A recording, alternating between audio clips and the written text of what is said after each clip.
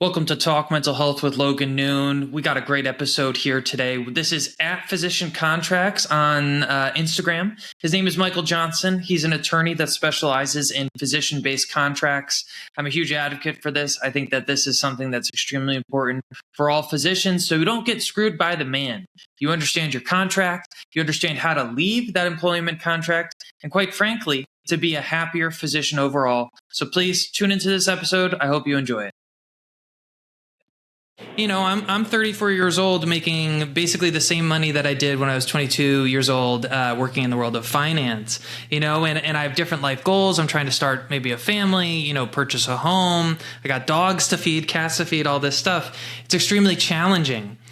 So when I finish residency, I'm very financially motivated. I don't have anything really in retirement of significance. I'm trying to make up for lost time. So I feel like so many physicians, newly graduating residents, are so focused on, okay, I want to make the most money possible. I want to make the highest, signing bonus, all these things possible.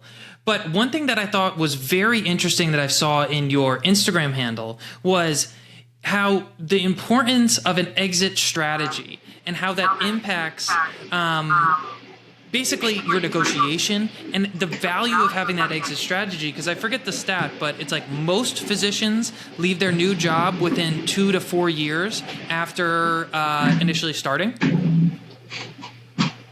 Yeah, so the first handful of employment world, of years, there's tons of turnover in physician. I think this is a bit different than in times past because for a lot of physicians that came out maybe in the 70s or 80s, a lot of them were independently operating. They weren't employed by large hospitals. That was really a thing.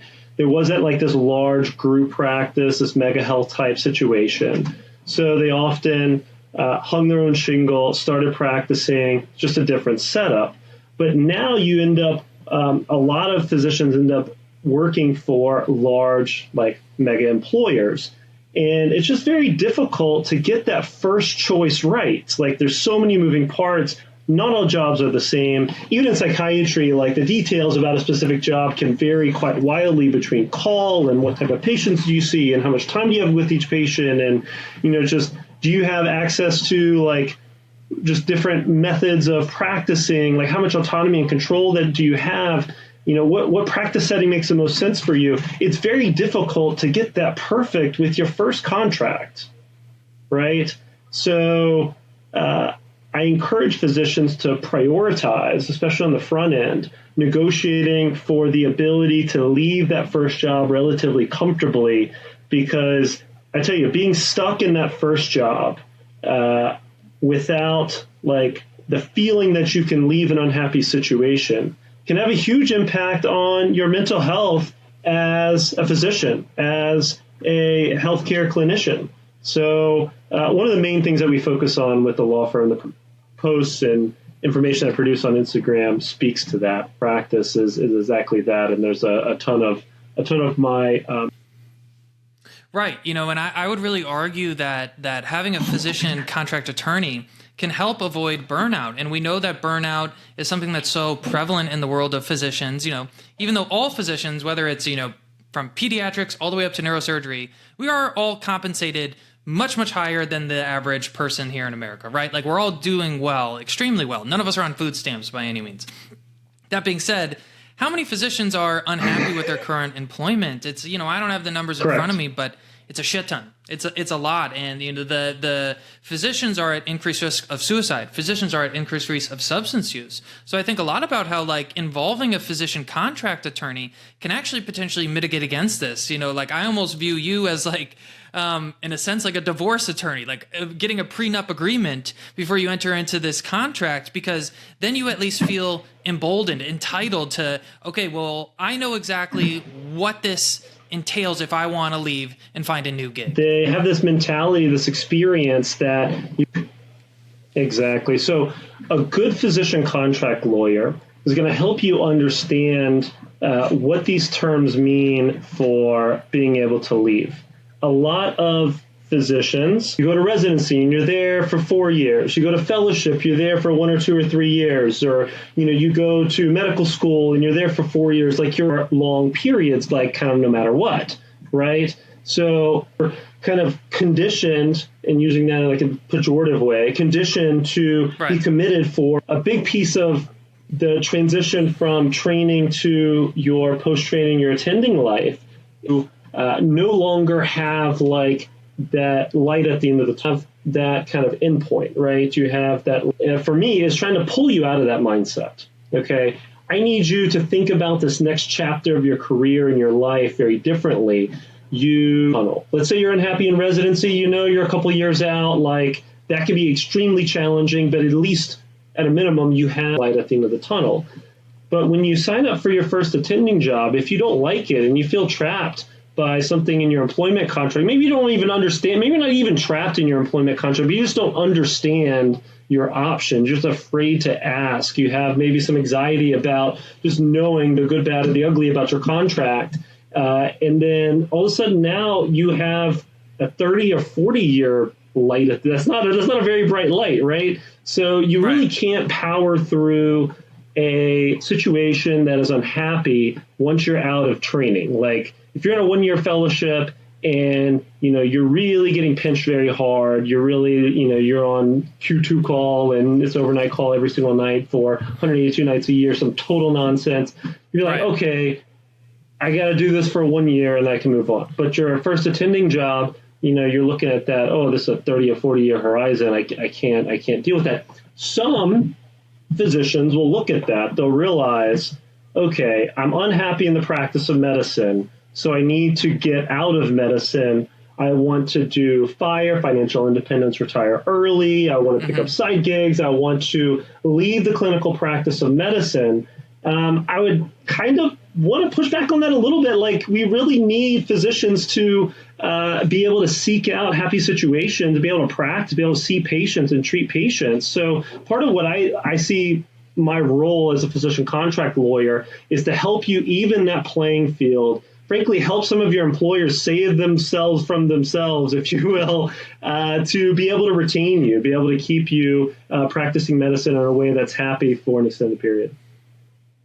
Right. I mean, I couldn't agree more. I mean, touching upon that oncologist that I shouted out earlier, Dr. Alan Brady. I don't know how old that fool was, but let's just call it 70-something. I mean, and he was still skiing, he was still happy, he was still teaching.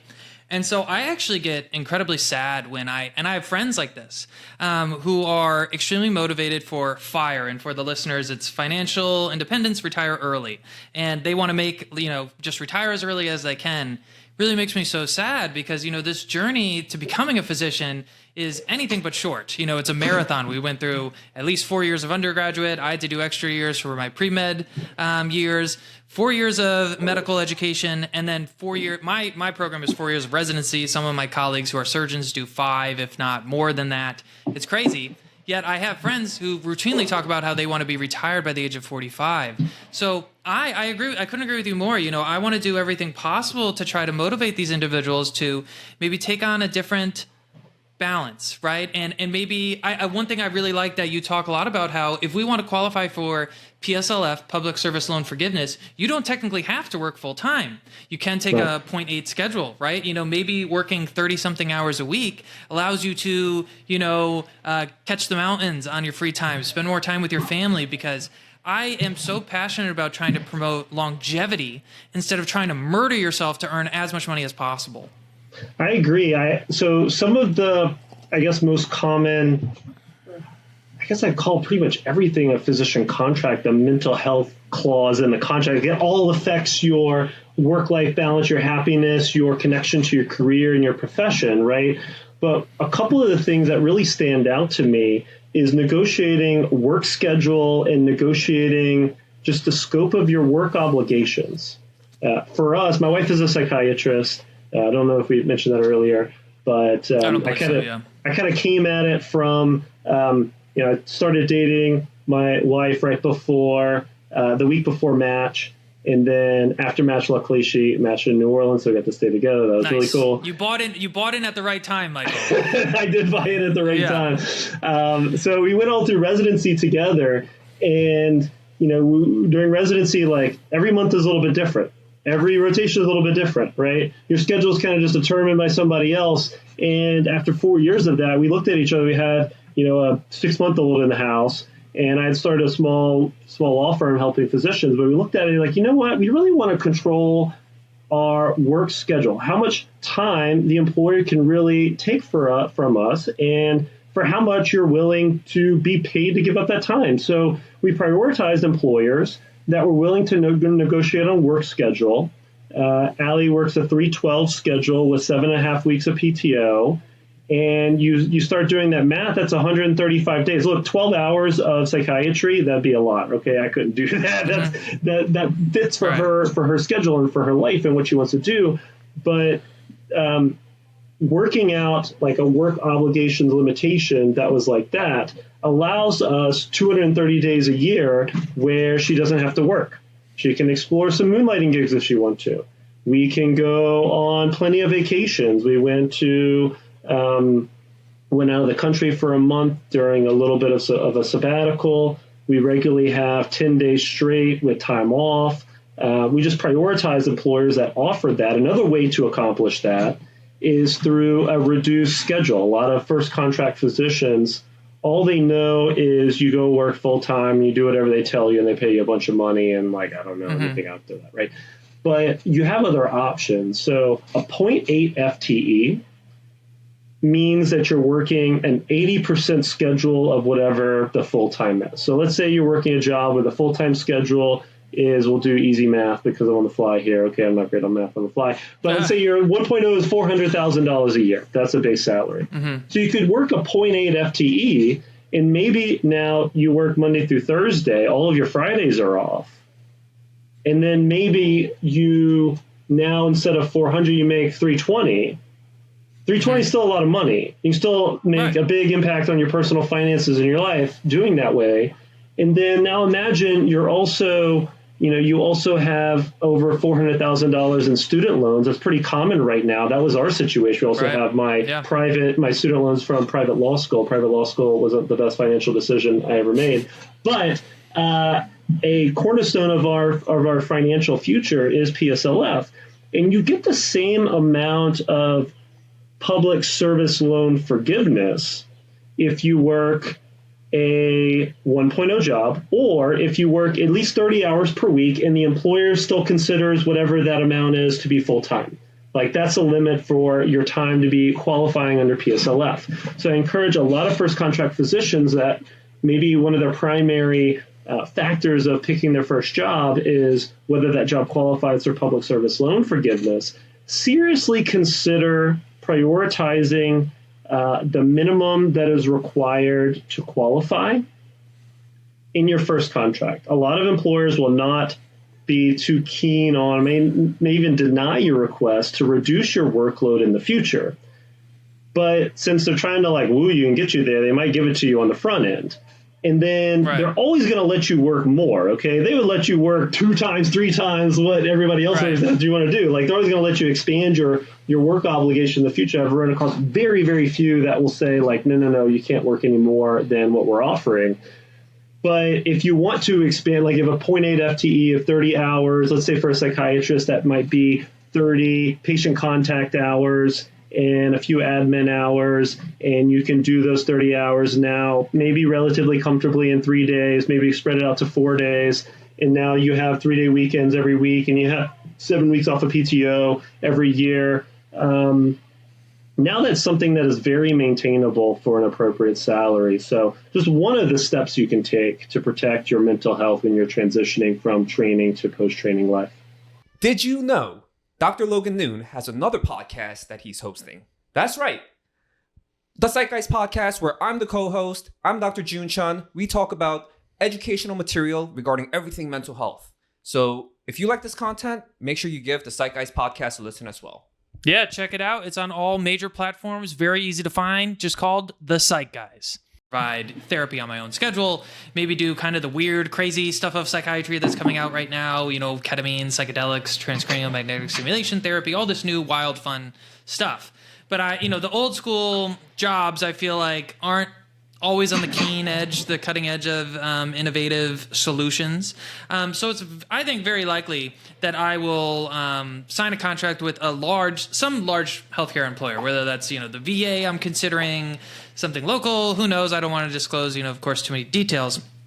Before we got on the recording here, you were talking a lot about this philosophy of like, when you work for one of these large institutions, you can't feel like personally attacked from them. Like they're out to get you, they're against your personal best interest, and how, look, these big, large entities have their own interest at heart. Normally it's profit motivated, but how do you talk to your clients about this? Yeah, so I got an email about 20 minutes before we started this podcast. It got me really hot. I felt like I calmed down since then. This is my calm level. But it was an email from a mid-level hospital administrator, okay? Just on the surface, okay? Folks who work in hospital administration are often only qualified, only authorized to tell you no to whatever you're asking for, okay? They put you in the situation where you have to communicate with someone internally, like there's usually 3 or 4 or 5 different layers between you and the C-suite. And that initial layer that you talk to in large employers are often only authorized to tell you no. They're only authorized to like do or tell you whatever they're told from above. Like it just, it doesn't really work great. But these very like hierarchical organizations can make individual physicians that are kind of operating in this scenario, they're operating on the bottom of a long, long chain of management. They're very far away from managerial decision making, okay? They can make you feel just frankly very small. They can use language that can be very frustrating. Usually, I like to call it gaslighting sometimes because I realize that's a very aggressive word, but I think it applies to a lot of the conversations that large employers end up having with their physicians. Like, here's an example. When I had a physician ask for a reasonable termination without cause clause, where they could leave their first contract within 90 to 180 days notice. And the employer said, no, it's a 3-year contract, 3 years, no out. And we need that because of continuity of care and all of the investments that we make in recruiting you. And they act like that's just okay. Like, you know what's better for continuity of care? Actually, empowering the physicians to make clinical decisions that make sense for their patients. Actually empowering physicians to like decide how their job works, not listening to them on how the job should be organized. You know what physicians like won't leave is a job where they feel heard and listened to and they have autonomy and control over the practice. Like, you want to reduce turnover. Basically, they're telling you they need a 3-year no-out contract because they have way too much turnover and it's destroying their business. But that's not really your fault, right? That's the way that they fix that isn't creating more terrible contracts. It's changing how they approach their relationship with physicians. So just an example, I like to help physicians, particularly first contract physicians, maybe identify some of these gaslighting-like statements that come from particularly larger employers and understand it for what it is. Okay, it's not about you. It's not like unique to you in many situations. This is something, frankly, my spouse, my wife, struggle with a little bit, and I'd also encourage physicians who are maybe feeling a little bit frustrated with their job situation. Maybe they constantly hear these kind of negative, basically, you don't matter, like your feelings aren't heard, like we just need you to do more and do it exactly what they say. You just hear this all the time. If you're feeling, down and upset, like frustrated with that, I would encourage you to consider counseling. I'd also encourage you to negotiate your contract so it's easier to leave a job that makes you feel that way. But at its core, you might find out through this process that it's really just not about you. A lot of these larger healthcare organizations, they're just not set up to be friendly to physicians. They often see physicians as an input. the same way as like capital is an input. Equipment and supplies are an input. Sometimes they see physicians as the workforce and not as Dr. Logan, right? Right. So it's often not about you. It's usually about them. Unfortunately, in my practice, I haven't seen it like changing for the better yet. So it's important to keep that in mind. But yeah, being able to protect your ability to leave and, maybe having a little bit of understanding, a little insight that whatever they're telling you, it's not about you, it's about them. Right. And, we talked about even before recording, like the importance of finding a good therapist, somebody you feel, open and willing to talk about. And, as physicians, we're in a high stress environment. We're more prone to, depression, substance abuse, suicide, like I said earlier. So I couldn't be more passionate and agree with you about, finding a good therapist. So I'm curious, from your perspective as an attorney, are you ever able to write that into a contract? What I mean by that is I want every Wednesday off from 1 to 2 where I can meet with my therapist, or rather, I want you paying for it. I don't want to pay for it. Is that something that you can build into a contract? I suppose you can. So the work schedule is something that I love to negotiate for. Typically a physician contract will say work obligations shall be determined in the discretion of the employer based on clinical need. Like what does that mean? Like I don't like the sound of that. Yeah. Yeah, that sounds terrible, right? So very standard though. Sometimes the compensation and obligation section of a contract could be 3 lines, 2 lines. You have a base salary of $400,000 and your schedule shall be determined at sole discretion of the employer. I read one the other day like that. It's like, what am I supposed to do with that? I like the idea of building in some very specific protections around your time. If you want a Wednesday afternoon off, if you want, instead of 10 blocks, sometimes physician contracts, they think of your time as like block, particularly like ambulatory, like clinic-based type practices. I'm thinking about psychiatry. Let's say 10 blocks, Monday afternoon, Monday evening, all your weekday, morning and evening, 10 blocks. So if you want, you can probably negotiate for 1 or 2 of those off, or one or 2 of those being assigned to being admin time, or maybe being flexible to do something else. It's something that we very much prioritize. I don't know that I've asked specifically for a particular time off in the middle of the day for that reason, but I have negotiated for specific admin blocks that basically getting in an email exchange on the front end. Hey, look, your admin time, we're going to block off an hour and a half in the middle of the day. Part of it is lunch, but it's also, your admin time. Little caveat to that, though.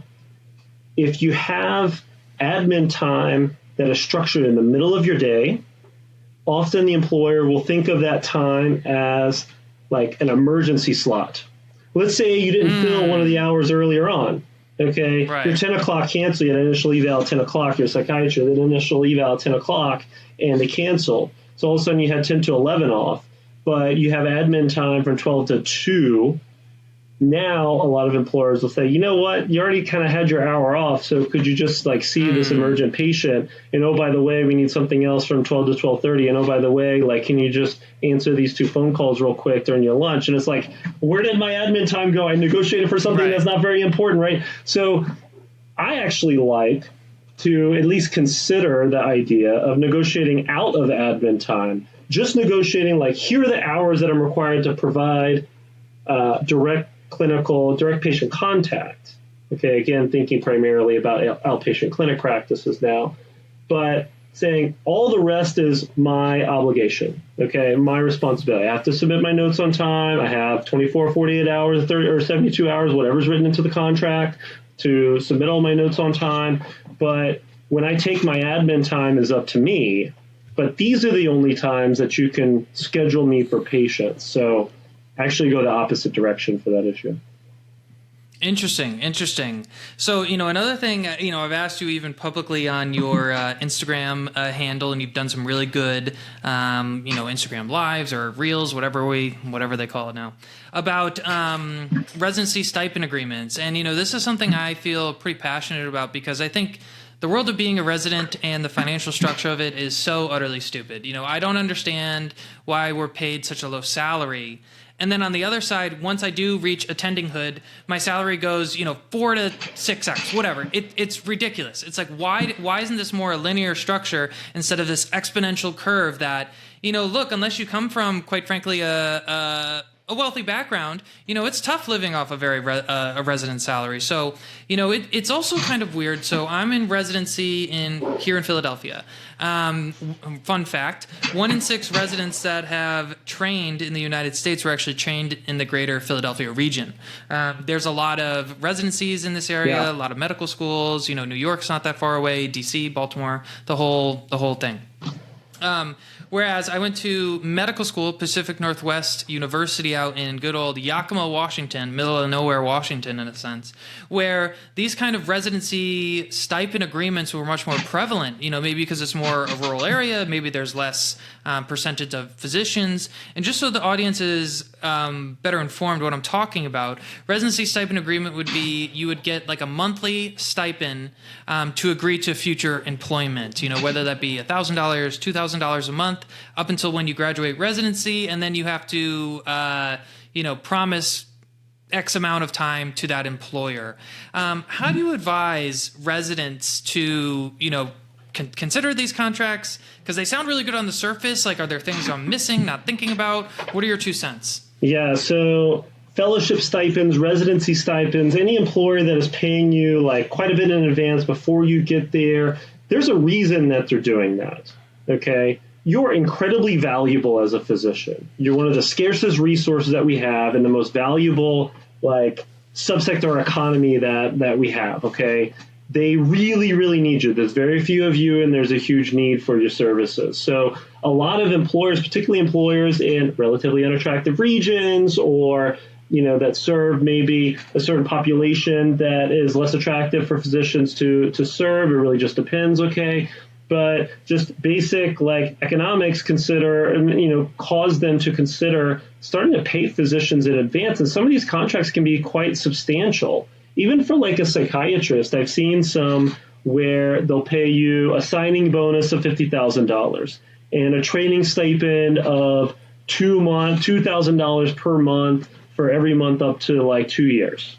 Okay. So now we're looking at 50 plus 48. Sometimes they'll even add on some other sexy stuff like a moving stipend where they pay you $25,000 to cover your moving expenses. They might pay you a student loan stipend or some other just one-off sweetener. I like to lump all these together as the one-off sweeteners. Okay, those aren't free money. You're not in the NFL. You didn't get drafted by the Giants. That's not what we're dealing with. That is an advance on work that you haven't performed yet. So let's say in our hypothetical, you have a signing bonus of $50,000 and $2,000 a month for 2 years. So that's $48,000, $98,000. We'll round it out to $100,000. There's usually some sort of time commitment that you're required to continue working for that employer to actually earn that $100,000. And if you don't work that extended period, then you have to pay back all or some of that money. That's a very important negotiation point. How much? How long? Is it a 5-year commitment, 3-year commitment, 2-year commitment? What if you serve half of that time? Do you have to pay back half of it, or do you have to pay back 100% of it? What if the employer terminates you without cause? What if you leave without cause? Most contracts will allow the employer to claw that money back from you. It's a compensation clawback issue. That's usually how I term it when I'm talking about it with physicians. They can claw that money back regardless of the reason the contract ends. If it ends for any reason before whatever the stated term is, they get to take that money back. It can be really hard for physicians, particularly early contract physicians, to buy their freedom from that first contract. Imagine you got to come out of pocket for $100,000 because you've been working at this job for 6 months and you're miserable. It's terrible. They really sold you a bag, and it's just not what you expected. So now that $100,000 probably be taxed at about a 45 to 50% rate. Okay, you're about to jump into a much, much more punitive tax bracket. Okay, right. You have to really consider taxes when you're in residency. Your marginal tax rate is relatively low. That's going to go away very, very quickly. So now out of the $100,000, you actually have about 50 to 55. If you're in California, it's going to be even lower because of state taxes. Okay, so you probably use that money to move, maybe to get out of your beater car, like something that you actually drive around now. Like you might have paid off some credit cards or something that's very, like an immediate need, right? And you're not going to have that money to buy your freedom. So you can get trapped into a situation where you literally can't say no. You can't push back against the employer. You can't leave because you don't have the money to buy your freedom from that contract. If you sign on to those agreements and your compensation plan does not have some sort of automatic increase in it, you might end up losing more than $100,000 because now you've lost your ability to renegotiate compensation. It's really hard to negotiate for more compensation under the threat of exit when you have to pay your employer $100,000 to be able to leave a contract, right? Like, how are you going to do that? Imagine you're in psychiatry. Psychiatry of the last 3 years has averaged about 12% increase in compensation year over year. That can't last forever, okay? You can't outpace inflation that long, okay? Like eventually it'll start to, the curve will start to, shorten a little bit. But it's not a stretch to say that a psychiatrist that's making $300K in 2020 really should be making $400K in 2028, 2029, 2030. Now, imagine you signed a flat salary model contract 2 years before you were supposed to start, and it was a 5-year contract with a $100,000 clawback period. Now, you've agreed to a set salary for 7 years. In psychiatry, that's going to cost you a ton of money. 12% a year is supposed to go up. And now it's flat for 7 years. So now when you got your $100,000, you probably actually gave up more than $100,000 over the next 5 years because you've reduced your negotiation leverage. Another issue, at that moment in training contract, I want you to, before you sign your first contract, at least have enough experiences in residency to know or have a pretty good idea of what you want. Okay, let's say you want outpatient, but you realize, I don't really like outpatient. I haven't really done a lot of outpatient, but now I've done usually the last 2 years for psychiatry is primarily outpatient. Right. I don't know if your experience was a little bit different, but I think that's pretty much the norm, right? So let's imagine you go for the first 2 years, you did medicine, you did neuro, and then you did primarily inpatient, maybe you did some other stuff, but you're like, man, I really want inpatient. That's what I've been doing. It's great. But then you sign a contract, and then now you did a handful of rotations outpatient, and you're like, man, that's what I want to do. But now you sign a contract, you've accepted $50,000 plus $2,000 a month. You've already kind of committed to this deal. So now you have a 7-year window to maybe be able to buy, get out of that deal that was wrong. So I saw this recently with a family practice doc that was offered something like this within the first 3 or 4 months of training. Oh, wow. I was like, whoa, that's pretty wild. But I would encourage you to, one, if you're going to sign something with that big of an initial payment and that much of a fellowship type signing bonus, stop. Make sure you get with a lawyer that really knows what they're doing. Okay, this can be very, very painful to get out of. You can potentially cause a big problem. Okay, that's not a time to kind of wing it. Second, consider whether you have enough information from your training to make an informed choice about what you want to do with your career. Err on the side of less. Okay, if you have any doubts, hey, I'm not far enough through to know kind of what I want to do, I would err on the side of waiting. Now, on the flip side, I also encourage physicians to consider looking for jobs 9, 12, 15 months out. Okay.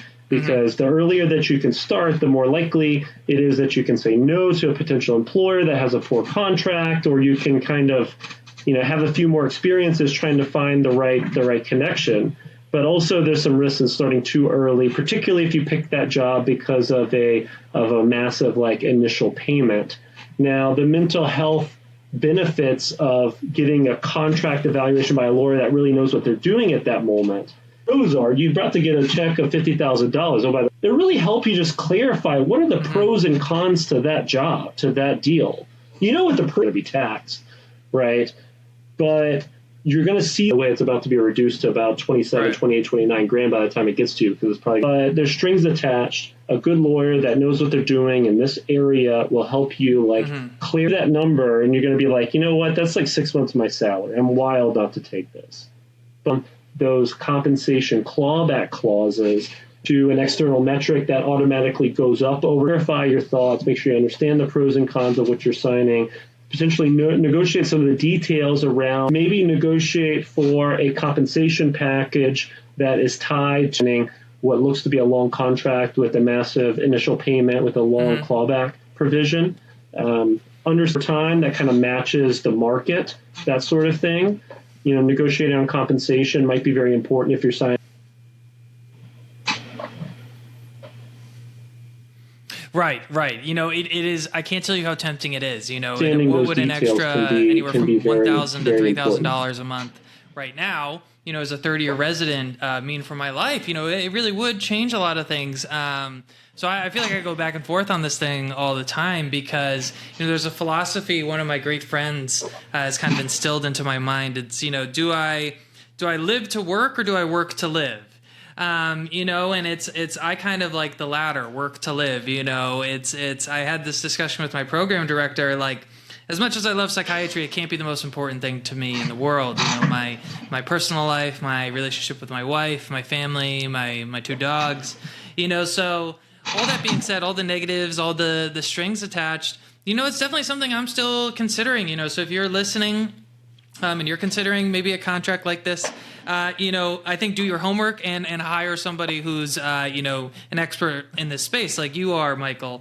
Look, I wish residency stipend agreements were something that didn't even exist, because this is ridiculous. This exponential curve of salary growth is what I think breeds a lot of burnout, stress, all this stuff.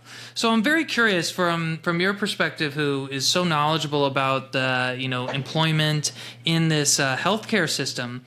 I'm a big proponent of unions. There is such thing as CRR, which is a very large residency union. To my knowledge, maybe there's small instances of physician unions, but I don't really know a ton of them.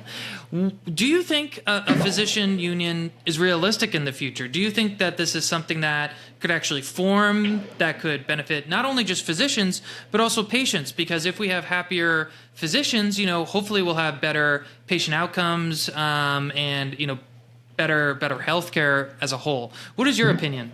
Yeah, so this is an issue that I think about quite often.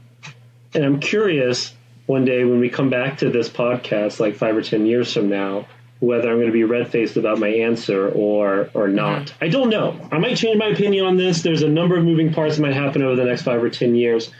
For now, I think that we are better off with individual physicians negotiating their contract, maybe having some macro level data, negotiating the details of the contract, kind of like a whole, all physicians really need to negotiate that first contract and negotiate every other deal thereafter. I think that healthcare employers get emboldened when physicians sign deals that are just objectively bad. We need more penalties for employers that offer bad deals. We need physicians making better deals, and that's just one of my goals with the law firm, with the practice, with the Instagram. I've had this joke with in-house general counsels for healthcare companies. I tell them, look, you got to negotiate with me, okay? You have to create fair contracts, because if you don't, the next step is a physician union, okay? Right. And if we can't make any inroads Okay, if you continue to shove like terrible contracts down physicians' throat, if you can continue to merge with each other, create just these massive conglomerates, then the next step is physician unions. It really should be antitrust, like the FTC and just antitrust litigation need to break up some of these healthcare companies that really consolidate entire markets. Just on the macro level, just digress for a moment, okay? A lot of healthcare employers are merging with each other. The surface level argument for that is to increase their negotiation leverage against payors, against insurance companies, negotiate better rates, that sort of thing. But one of the other 80s, the vast majority of physicians practice independently. They were not directly employed by hospitals. They were not employed in these law motivations, or maybe just one of the other outcomes is that they have much more leverage against individual physicians. Remember, back in like the large practice settings, now the vast majority of physicians are employed directly by hospitals or in these mega groups like multi-specialty practices. There's a little bit of nuance based on your specialty and what you're trying to accomplish, okay, painting with some broad brushes. But now that the market is so much more, I guess, consolidated, it's becoming more difficult for an individual physician to say, hey, look, I can get a better deal down the road across the street, one town over, because guess what? That large healthcare company now owns that other practice that you would normally go to potentially get a better deal. And, there's a lot of markets where the major player is buying out the most successful local private practices, or those private practices are being purchased in whole or in part by private equity. So there's, again, a consolidation in healthcare that does make it more difficult to negotiate, for physicians to negotiate. It's not all doom and gloom. You can get tons of important changes into your contracts, okay? I don't think we're there yet. But I think if the pendulum continues to swing in that direction and they go a little bit too far, then physician unions might be the next step. There's some legal hurdles, okay? Like it's tough to unionize if you're like more in like a managerial capacity. You supervise and control others. So, that kind of brings in the NP&PA scope of practice issue. I don't know if we need to dive into that as deeply, but like physicians supervising, managing others could potentially be a legal hurdle to unionizing. That is not an area that I focused on in my legal practice. So I'd be really interested if you brought on a like union specific, someone who's worked with, unions to have a conversation about that, because I'm very interested about how that's going to work out. But we'll see. Unless my employer gets wind of it. I have. So with my Instagram presence, I ended up connecting with a lot of folks that have done some social media outreach, maybe have done some organizing, maybe have organized residency unions at their residency. My experience thus far is that there has not been any like negative backlash from being like one of the residents that organized at your residency. So if you're considering getting involved with organizing in your residency, again, limited experience with my practice. I primarily represent physicians looking at their first job. I'm not seeing a penalty, like a negative impact. Okay. I encourage you to do that. I think that's the best path for residency, but I'm not quite sold yet that it's the best path for physicians. I would rather more competition, less consolidation, and just physicians learning how to advocate for themselves, maybe fighting a little bit harder on negotiating their contracts, maybe a little bit more education on the front end during residency and fellowship. That's another thing that we could probably have a whole podcast about is, certain gaps in your education and training and why those gaps exist. I have my ideas, but you can kind of fill in the dots.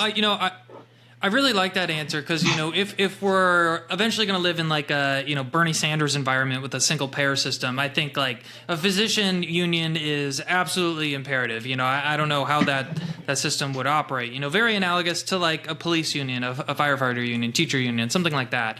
But, look, we don't live in Bernie Sanders healthcare environment. It's still,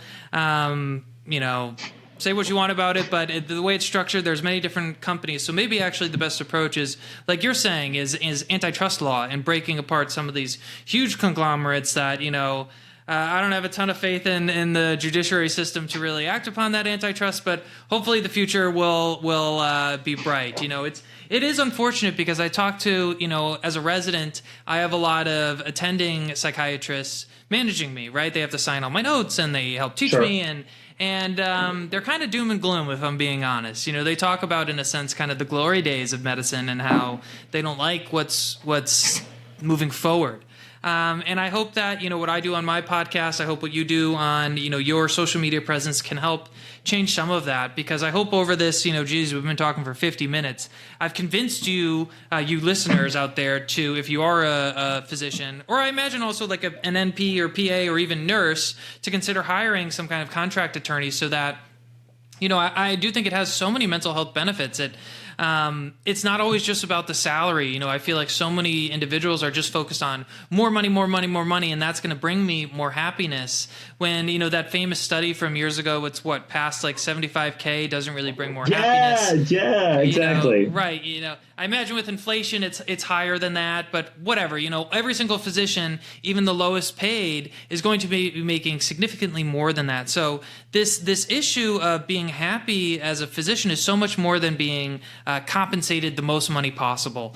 I hope that we did some education and for my colleagues who are really motivated for FIRE, I hope you can contribute to healthcare in other ways if you do want to retire early. But, really we have such a valuable skill set and we can be of such benefit to our communities that I hope we are still willing to engage with healthcare in some capacity for, in a sense, maybe our entire life. So I know, go ahead, Michael. One comment on the FIRE folks, slight caveat to that. I firmly believe that physicians that are in a very healthy financial situation, like their personal finances are in order, are able to push back against the negative aspects of healthcare employment better, frankly, than physicians that don't have that financial cushion.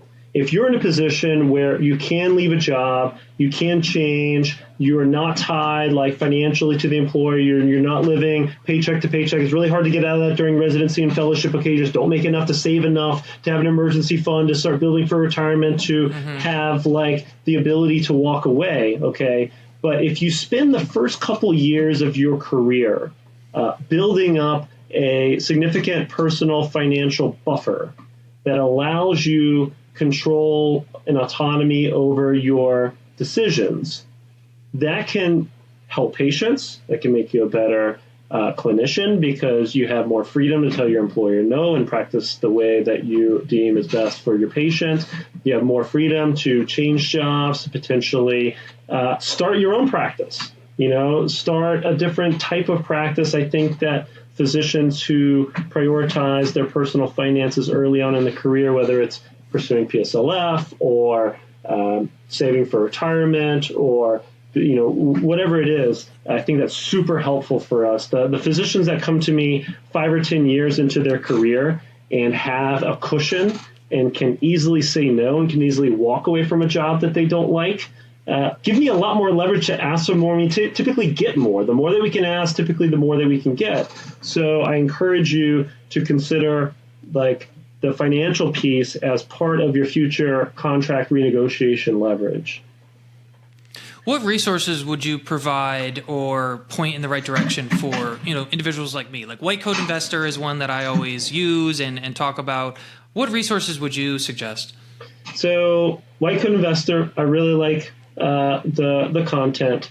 And for White Coat Investor, it's very targeted, okay? They encourage you to continue living like a resident for 2 to 5 years, not forever. For 2 to 5 years, get your personal finances in order, pay down some student loans, build up a retirement starting point, and then ease into your new salary. Okay, that is great advice. I like the physician for 80% of the results. Dr. Jimmy Turney also has another book, Determined, Philosopher's Guide to Personal Finance. It basically says, here is the 20% that you need to know to accomplish 80%. and it really great, like intro to personal finance. He's about to publish an update to that book. There are tons of changes that are coming to student loans that you need to be aware of. We can't even really talk about them because they're still kind of in flux. Okay, but there's some resources out for that. I really like my favorite book for negotiation is Chris Voss, Never Split the Difference. It's like an oldie but a goodie. Okay. If you ever have a chance to just listen to it for like an hour, and if you don't like it, just say, Michael, you're a knucklehead, like it's not very good. But just give it a try. It's a lot of fun. I love it as someone who negotiates literally all day as my job. I really love that. I mean, geez, what kind of arguments do you and your wife must have? But one attorney, one psychiatrist. It must be like a sitcom here. This must be insane. How am I supposed to do that? One of my favorite lines. Right. What does that mean? Asking how and what questions kind of over and over again can be an incredibly helpful way to negotiate. Typically, you get out of some of the knee-jerk emotional responses to questions, and you can start requiring your negotiation opponent to resolve your problem. Sometimes when I'm negotiating against another attorney, I just say, look, here's my client's problem. Here's what they really need to move forward with this job. How can you help me resolve this problem? You fix this problem for me. Here's the problem. My client can't do X. They won't do Y. How can we fix this? And I keep just asking what and how questions. None of my negotiation opponents actually listen to the end of this podcast. I hope a lot of people listen to the end of this podcast, but not them. Right. But that is a typical negotiation strategy for me. How am I supposed to do that? What does that mean? Asking your opponent to resolve your problem can be an incredibly effective way to negotiate. Chris Voss breaks that down quite a bit and does a great job with it. Just resources to get you from training through post-training into your attending life. I hope that's also me. I hope that's the Instagram presence. I'm hoping that I continue creating some content there to kind of help you navigate that soon. Allie and I are going to publish kind of a more extensive discussion about our process of the last 4 or 5 years. Hopefully that will be helpful to folks. And yeah, those are some of the main pieces that I listen to. I know you're very successful on Instagram. Do you post on other platforms or a blog in any kind, or at Physician Contracts is your main go-to? So the Instagram is my main platform. I have a website at physiciancontracts.com. Big surprise, right? I have some other presences, but they're not building up on LinkedIn, but that has been the main as active. And frankly, I just get too busy. I should be better about creating a TikTok or YouTube or, I don't know, 35 and 40 is who I guess location to connect with a lot of residents and fellows, folks between representing the most. And that's usually where they're at. So. And are you only practicing with physicians in Wisconsin? Do you cover other states? We handle employment contract matters across the country for all specialties. Now, if you're getting specifically into small business ownership, or maybe you're getting out of you're co-owning a small business, then you might need to do the more, I guess, traditional physician contracting realm. You're doing something different, okay?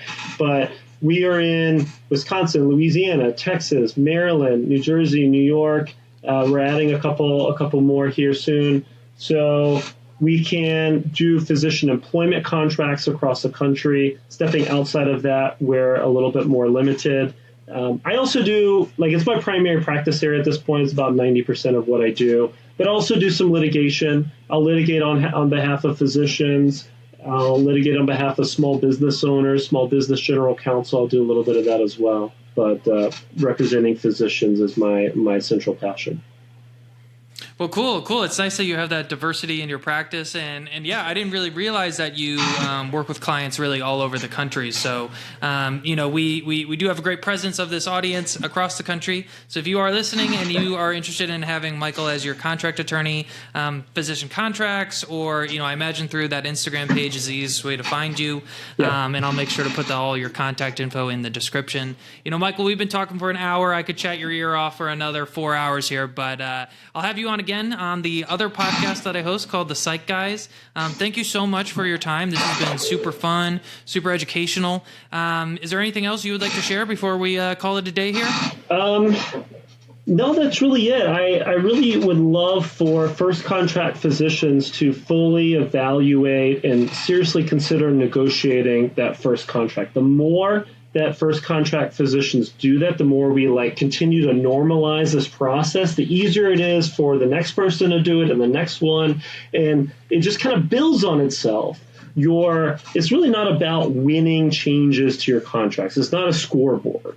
Okay. Right. It's about kind of capturing your value as a physician and negotiating for what's most important to you, helping the profession maybe gain some leverage against some of the other actors in the healthcare arena. So I really encourage you to consider evaluating and negotiating your contracts.